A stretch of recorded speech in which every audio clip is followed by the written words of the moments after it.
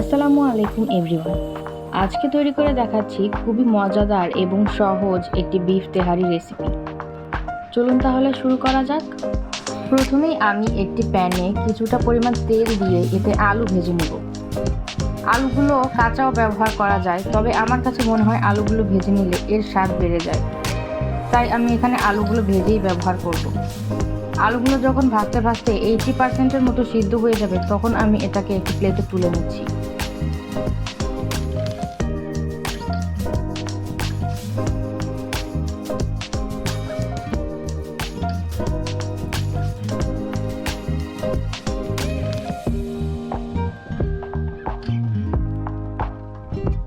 এরপর আমি আলু ভাজার সেই তেলের মধ্যে দিয়ে দিচ্ছি গরুর মাংস। আজকে আমি এখানে 800 গ্রামের মতো গরুর মাংস ব্যবহার করেছি। আপনারা চাইলে এখানে মুরগির মাংস ব্যবহার করতে পারেন। চুলাটা কিন্তু এখন বন্ধ আছে। দিয়ে দিচ্ছি 2 মুঠ পরিমাণ পেঁয়াজ কুচি এবং লাল মরিচের গুঁড়া দিয়ে দিচ্ছি 1.5 চা চামচ পরিমাণ। আজকের বিরিয়ানিটা আমি একটু ঝাল করে করতে চাই, তাই এতে আমি মরিচের গুঁড়া ব্যবহার করেছি। আপনারা চাইলে শুধুমাত্র কাঁচামরিচ দিয়েও এটি তৈরি করে নিতে পারেন। দিয়ে দিচ্ছি স্বাদ মতো লবণ, 1 চা চামচ করে ভাজা জিরার গুঁড়া এবং ধনিয়ার গুঁড়া। দিয়ে দিচ্ছি আদা রসুন বাটা 2.5 চা চামচ পরিমাণ।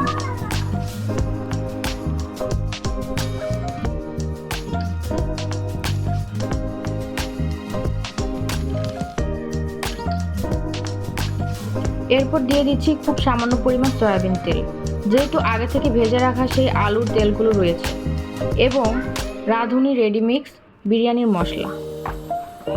এরপর সবগুলো উপকরণ মাংসের সাথে ভালোভাবে মিশিয়ে নিতে হবে। আপনারা চাইলে এই মেশানোর কাজটা হাত দিয়েও করে নিতে পারেন। মেশানোর কাজটা যত ভালো হবে রান্নাটা ততই মজা হবে।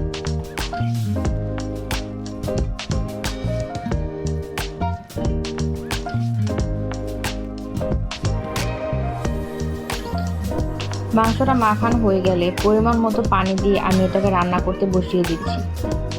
চুলার আঁচ মিডিয়াম টু হাই হিটে রেখে আজকে আমি মাংসটাকে আধা ঘন্টার মতো রান্না করে নেব, এবং কিছুক্ষণ পর পর ঢাকনা তুলে মাংসটা নেড়েচেড়ে রান্না করে নিতে হবে, যাতে তলানিতে লেগে না যায়।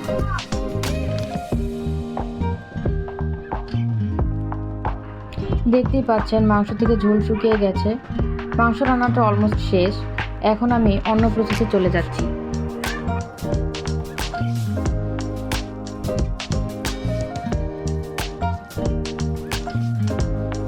আজকের বিরিয়ানিটা রান্না করার জন্য আমি এখানে 2 কাপ পরিমাণ পোলার চাল আধা ঘন্টা সময়ের জন্য ভিজিয়ে রেখেছিলাম। চালটা ধুয়ে এখন আমি একটি বাটিতে নিয়ে নিচ্ছি এবং এতে দিয়ে দিচ্ছি ফালি করে কেটে রাখা কাঁচামরিচ। দিয়ে দিচ্ছি 1 মুঠ পরিমাণ পেঁয়াজ কুচি। পেঁয়াজটাকে আমি এখানে হাত দিয়ে কুচলে একটু নরম করে দিচ্ছি। এরপর দিয়ে দিচ্ছি আদা রসুন বাটা।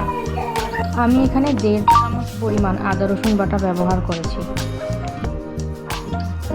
এরপর দিয়ে দিব সরষের তেল। পরিমাণ মতো সরষের তেল দেওয়া হয়ে গেলে আমি এখানে অ্যাড করে নিচ্ছি পরিমাণ মতো লবণ এবং সামান্য পরিমাণ লাল মরিচের গুঁড়া।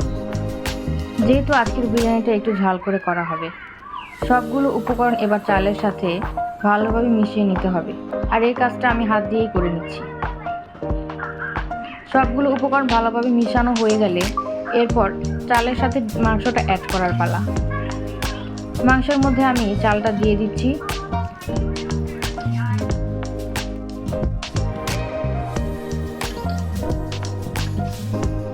চুলার আঁচ হাই হিটে রেখে মাংসের সাথে চালটা কিছুক্ষণ ভালোভাবে ভেজে নিতে হবে।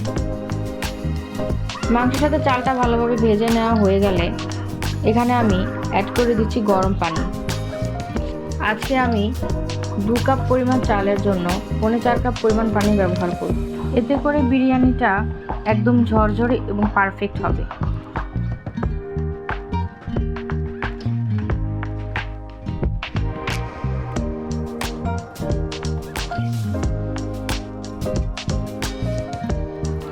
বিরিয়ানিতে পুরোপুরি বলক চলে আসলে আমি এখানে অ্যাড করে দিচ্ছি কয়েকটি আস্ত কাঁচামরিচ। এরপর এটাকে ঢেকে চুলার আঁচ একদম লোতে রেখে অপেক্ষা করব বিরিয়ানি হয়ে যাওয়া পর্যন্ত। মাঝে মাঝেই ঢাকনা উঠিয়ে বিরিয়ানিটা নেড়েচেড়ে দিতে হবে, যেহেতু গ্রেভির সাথে রান্না হচ্ছে বিরিয়ানিটা তলানিতে লেগে যেতে পারে।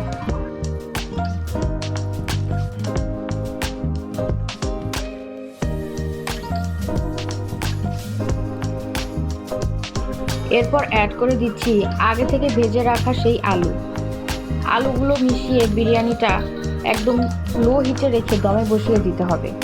আপনারা চাইলে এখানে প্যানের নিচে একটি তাওয়া ব্যবহার করতে পারেন।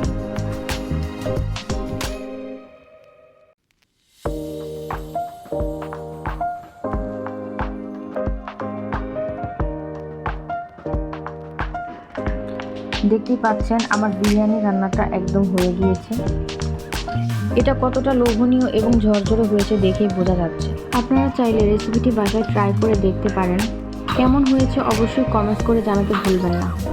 রেসিপিটি ভালো লাগলে একটি লাইক দিয়ে পাশে থাকবেন এবং চ্যানেলটি সাবস্ক্রাইব করে রাখবেন। ধন্যবাদ।